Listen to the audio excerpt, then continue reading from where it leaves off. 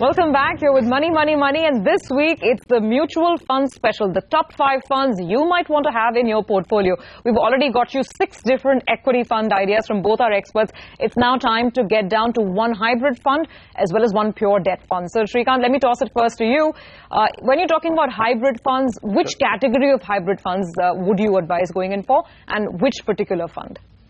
Well, at this point of time, equity-oriented hybrid funds are looking very good. So you have to go with that.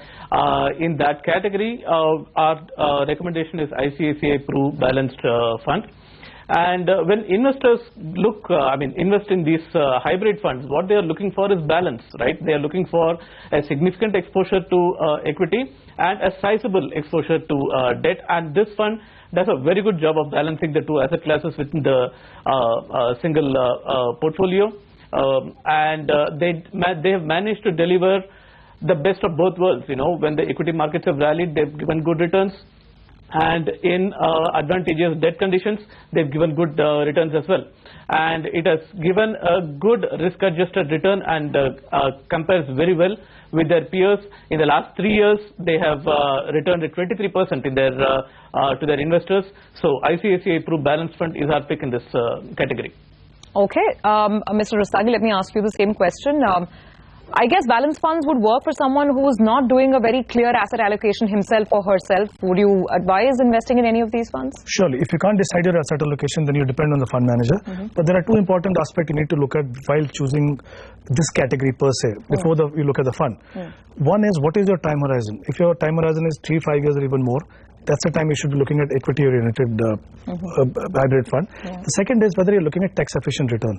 Because, as per the tax law, there are two definitions given. Okay, the definition says that any fund which has exposure of 65% or more is treated as an equity fund for tax purposes. Right. So you look at those hybrid funds where the exposure of equity is more than 65%. So you hopefully get better returns as well, and you invest in a very tax-efficient vehicle then, instead of worrying about paying tax at the time of redemption. Exactly. So if you're looking at these two, definitely you should be looking at equity-oriented balanced fund.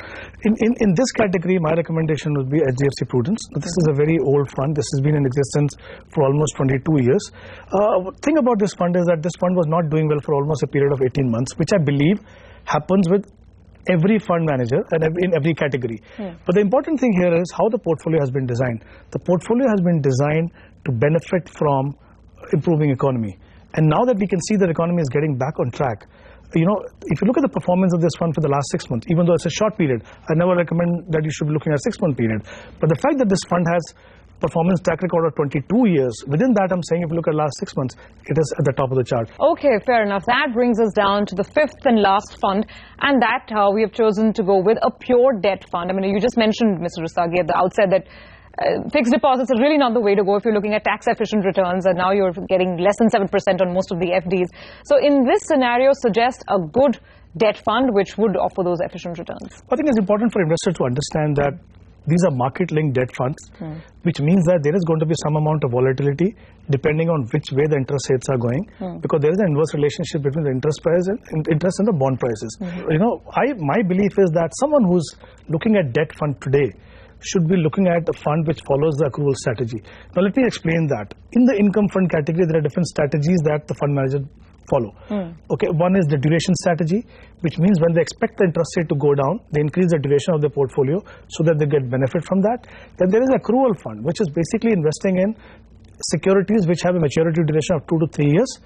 They lock in money at a particular yield, so that even if the yields go down, you still continue to benefit from that yield where the money has been locked in. So in this category, my recommendation is Birla Sun Life medium-term plan.